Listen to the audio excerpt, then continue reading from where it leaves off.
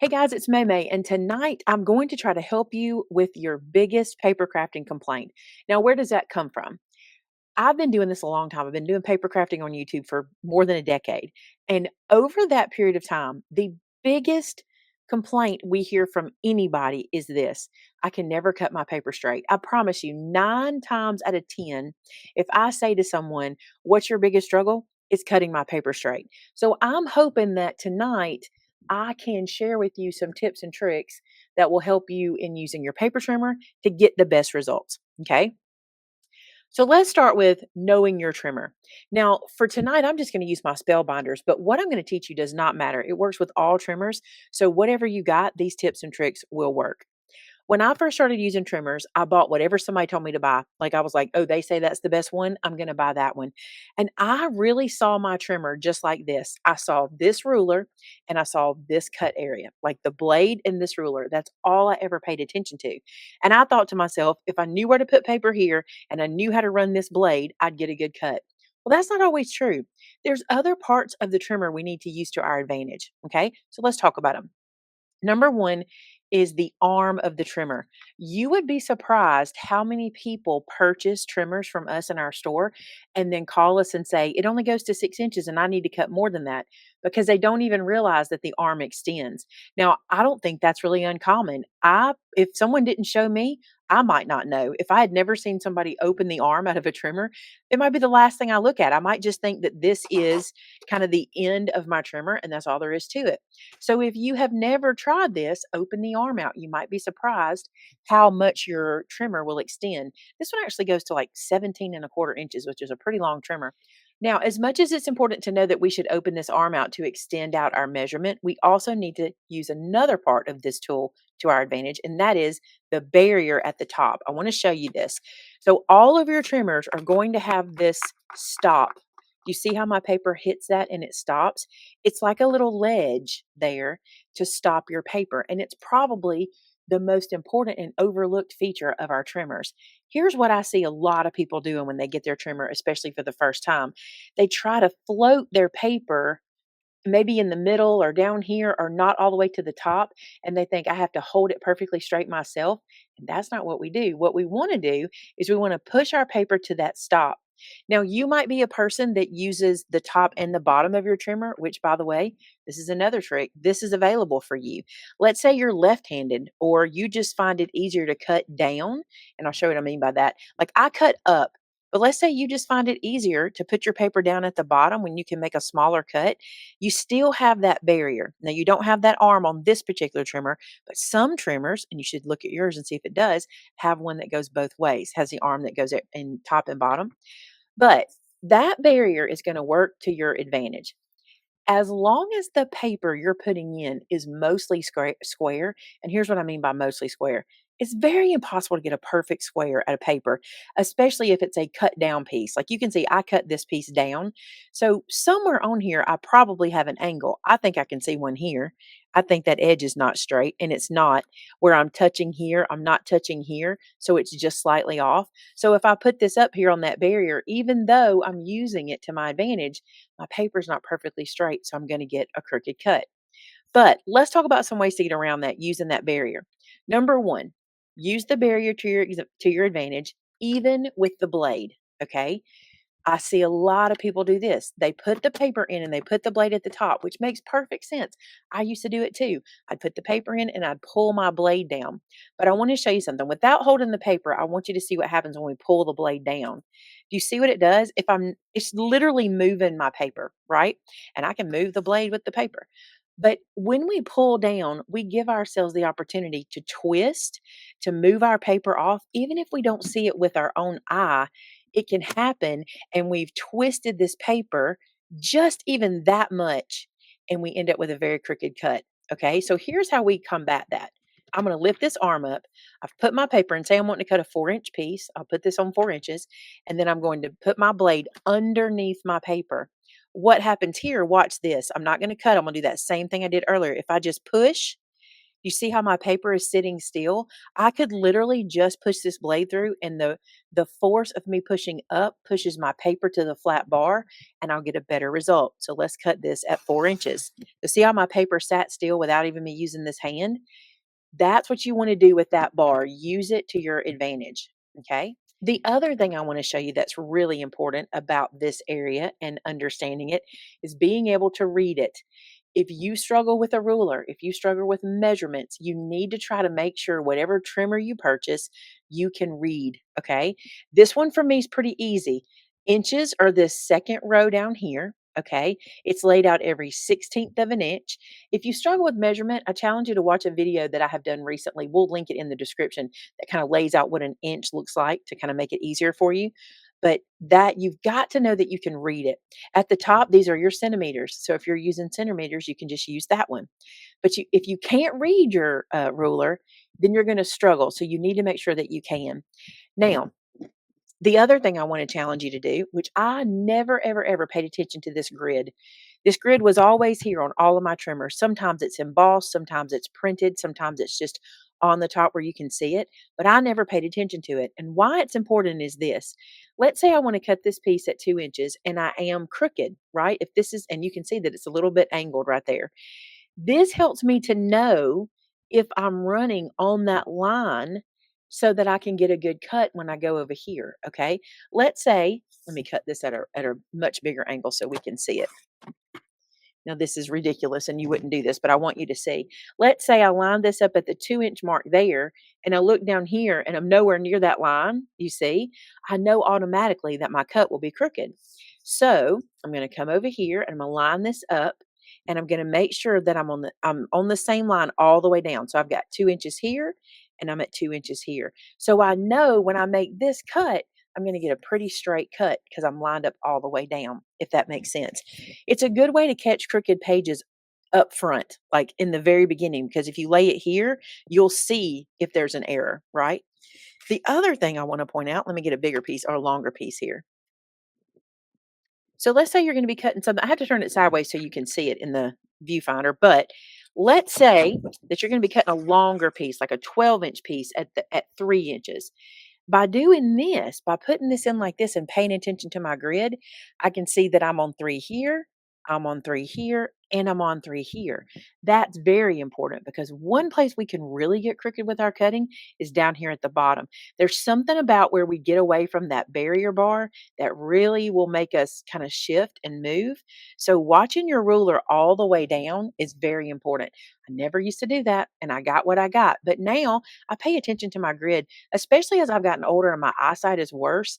I really do pay attention to my grid as much as I do my rulers at the top and bottom. And again, here, I would put my blade at the bottom and I would cut up for best results. Okay. Now, this might go without saying, but this is very important too. I think this is actually super important. It's important to make sure when you're using your trimmer, you make sure all of its feet are on the ground. Okay.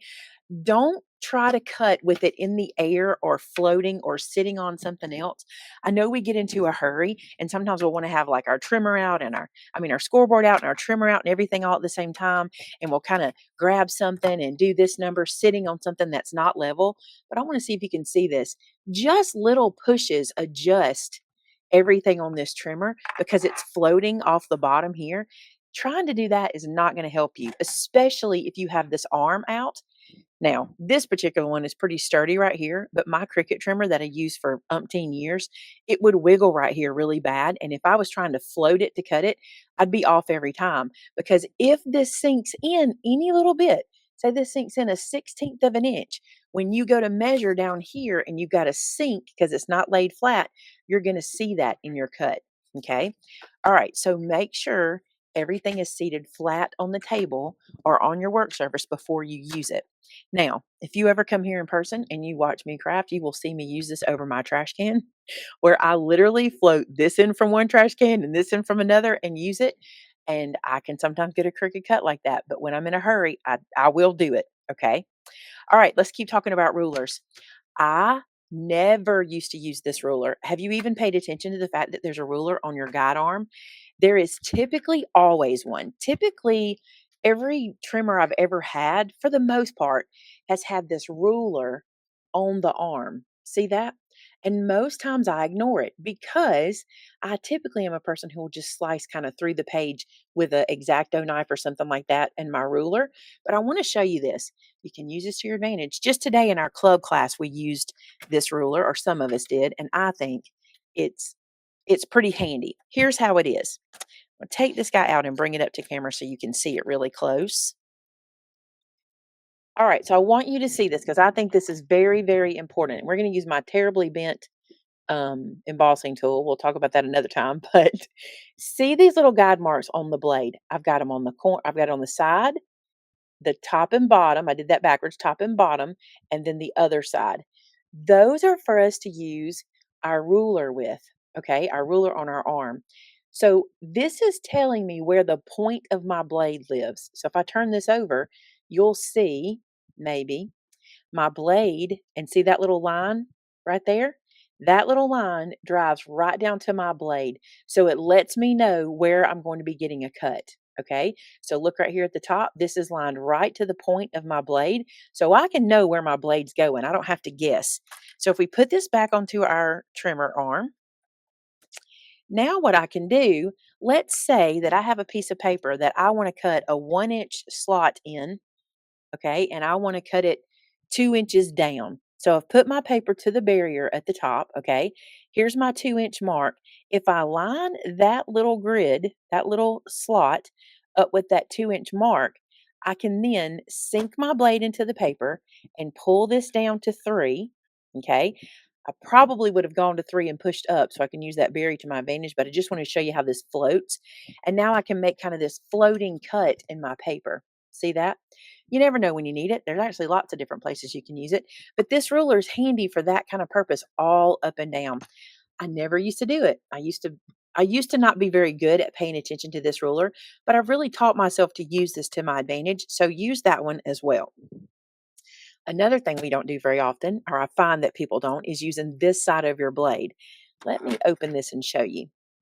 So not only do we have this side that we can use to our advantage, but we can also use this side. On my trimmer that I'm using today, it actually goes 1.5 inches over. So if I need to cut a smaller cut, say I need like just a little sliver of paper. Let me straighten this one up because we have that crooked cut I put on there. But let's say we need a sliver of paper. It's much harder to put it here, try to hold it out here with my right hand to cut a little sliver. You see that? But it's super easy to do it on this side because I can lay flat and I can brace my paper and then I can cut this little sliver. Now, I don't always need a sliver, but sometimes I need 3/8 of an inch or 1/4 of an inch. And it's so much easier to use this side all the way up to 1.5 inches before trying to lay it over here to do it. Because even if I wanted that 3/8 of an inch on this side, I would have nothing to hold on to. Sort of I do, but not really. It's so much more comfortable on the other side. So don't forget to use that side. I think so many of us do. And you have all the same functionality on both sides of the blade. While we're talking about using the arm, by the way, I think this is a good tip. Today, this was brought up and I like it.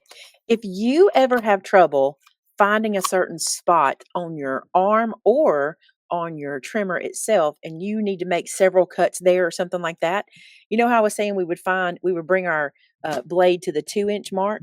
Take some yellow tape, or as we discovered today, just about anything sticky, and put that down where you want your blade to start. So now I have a place to line up there and say I want it to stop at 5 inches. I can put a little piece of tape down at 5 inches.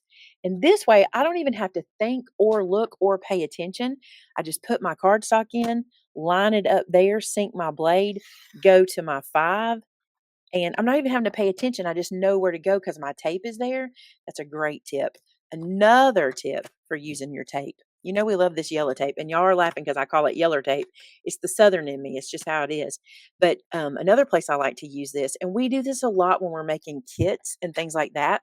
If we have people in the store that are helping us cut and they don't cut all the time, if I need something, say 2 inches or something 4 1/4, which is a very common measure we do a lot, I'll just put my tape at that mark, right?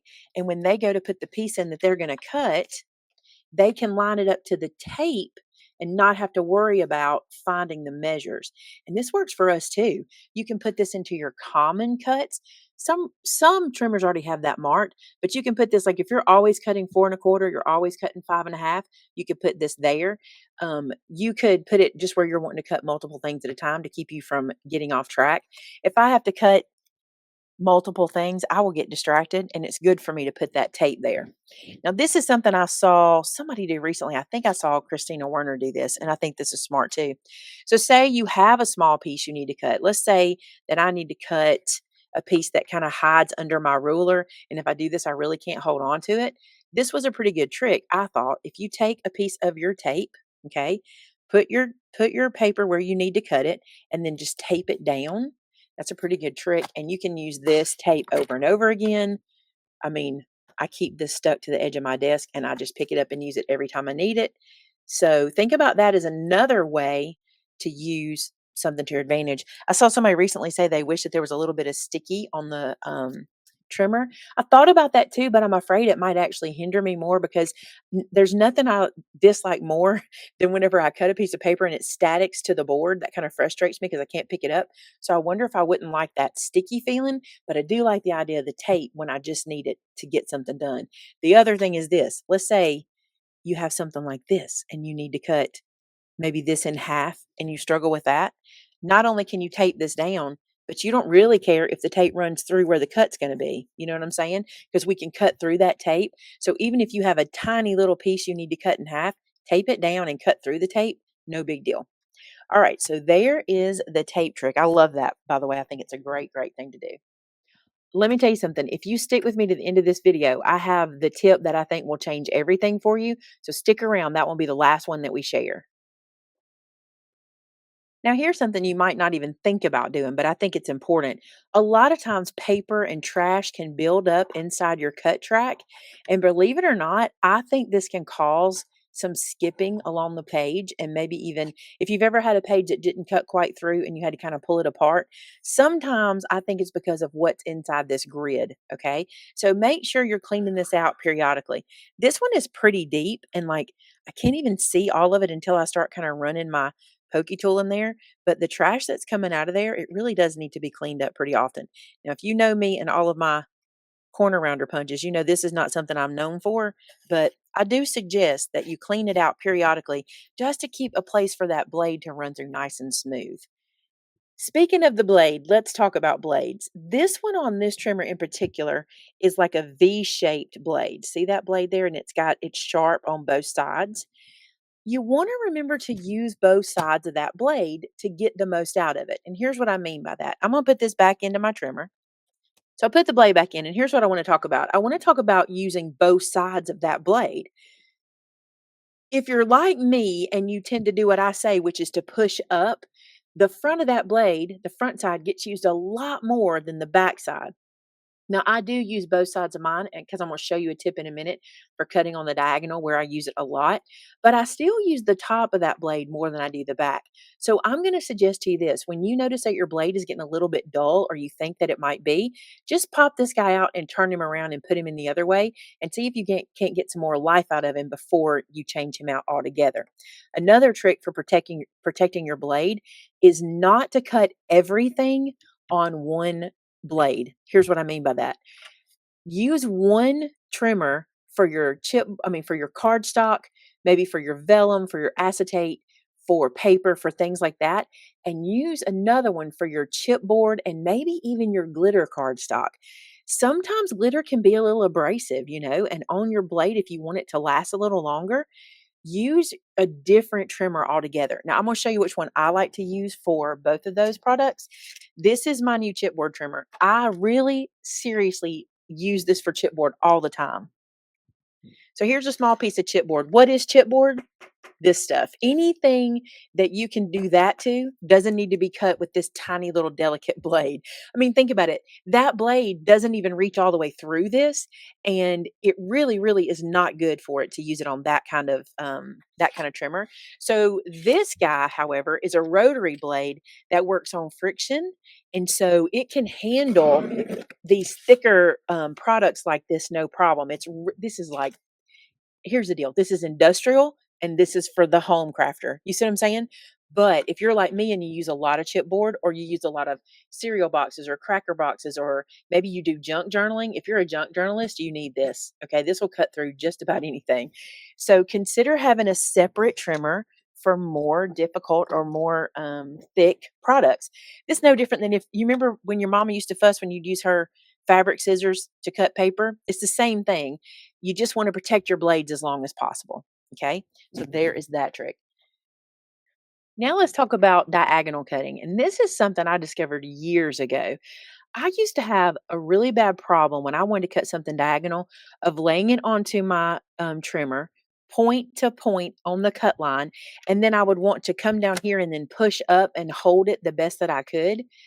And I always, without fail, would get this buckle in the corner. It just never failed for me, especially when I was cutting paper versus cardstock. And it took me a little while to figure out this trick, but once I did, it's just become something I do every day. So here's what we're going to do. We're going to keep our paper, our cardstock just where it needs to be, point to point on the cut line.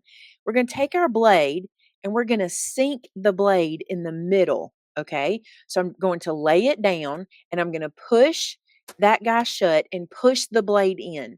Now that blade is in there. Let me show you. It's in the paper. Okay. Now what I wanna do is I wanna hold everything still and I wanna go up and then down. And when I do that, I kind of sneak up on those corners because I come from here and cut it that way and come from here and cut it that way. And I get perfect corners and none of that wrinkle.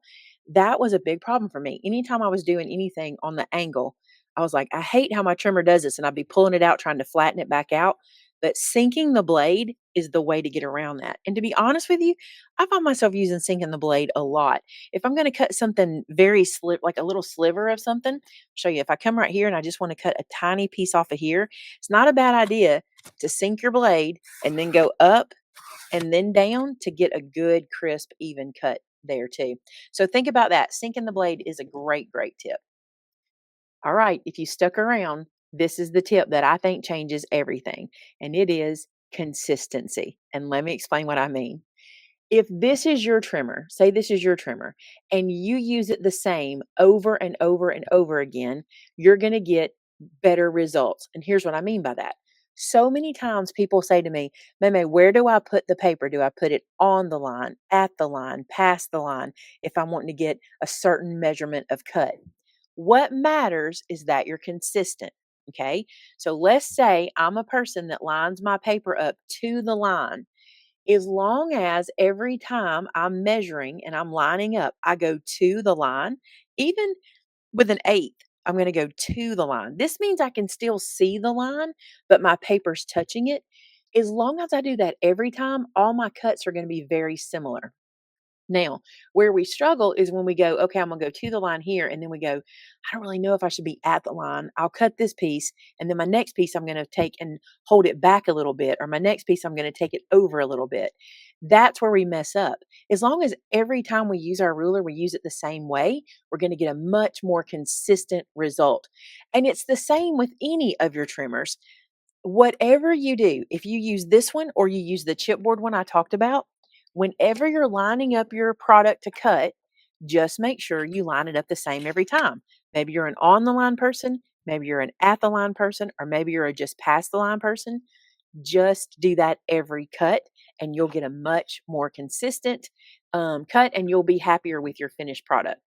Now, I want to say this that has nothing to do with trimmers, but trimmers kind of can cause this problem. Let's say you've cut all the pieces out for a project, and when you go to assemble it, there's little bits that hang over in places that you think that they shouldn't. That's not really an error. That's actually just the nature of the beast. That's just sort of how this works. It's kind of like squaring up. Okay, so sometimes you're going to have to trim something away. Sometimes the glue's not going to lay perfectly straight. Sometimes the score line's going to be crooked. It's not always your trimmer. Sometimes it's just the process. And here's the thing, if you have to trim a piece of cardstock away, no big deal. That's what we do. We trim all the time, right? I hope something that I showed you today will help you going forward. Many of you probably know most of the tricks that I talked about today, but hopefully one thing that was said will change things for you in your craft room and make you have a love affair with your trimmer instead of hating your trimmer. And now I want to say this too. Yes, sometimes trimmers are bad. If you have a bad trimmer, we need to work on that and replace it. And if there's anything we can do to help you discover if it's your trimmer or you, I'll be more than happy to help you with that. All right, you guys, thanks so much for being here tonight. Be sure to hit that subscribe button and that like button. And until next time, bye now.